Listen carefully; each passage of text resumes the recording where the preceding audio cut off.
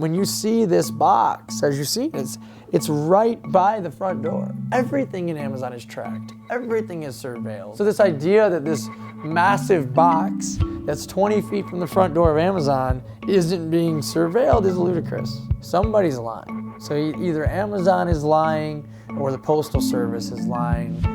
We tend to believe that Amazon is lying. They've told a lot of lies throughout this process. On the second night after ballots went out in the mail, we started getting calls from workers that said like, oh my God, they put this box up here and they're telling everybody to put their ballots in it and we're scared, we don't want to put our ballots in there. Like, who has the keys to the box? Does Amazon have them?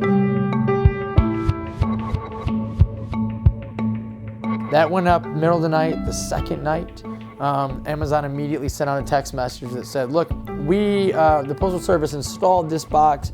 We don't have keys. We've reached out to the postmaster in Bessemer. We haven't heard back. We've got a Freedom of Information request out there, and we haven't heard back. We've put a lot of pressure on different areas trying to figure out, look, number one, did you even install this box? Or is this Amazon's cluster box? Does the Postal Service own it or not? And then who has the keys? Who actually has access to it? Because everything we're reading is showing that the Postal Service doesn't install these boxes. Even in an apartment complex, the tenant has one and the mailman and the rent office. Who knows who has the key to that box?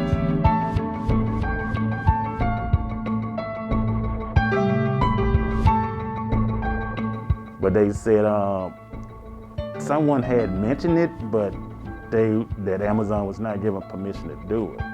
Amazon had kind of put this rumor out and had been telling workers, look, we're gonna have a box here for you to vote in. And we were telling workers they're lying. The government said no to that. They denied that request. And the reasoning for that was, first of all, it's supposed to be a secret election. And so free from intimidation. So these ballots, they come from the government directly to the worker's home and then back to the government. Worker fills out their ballot, they put it in their mailbox, it goes back to the government. The union and Amazon never sees the ballot, never sees the vote. We're not supposed to be near the vote. And so the board said basically, no, we're not gonna allow you to have your own box, unaccompanied on your property.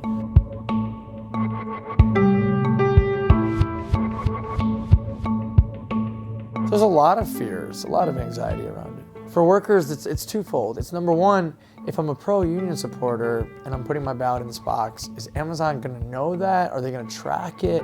Are they gonna steal it? What's gonna happen to my ballot once it gets here?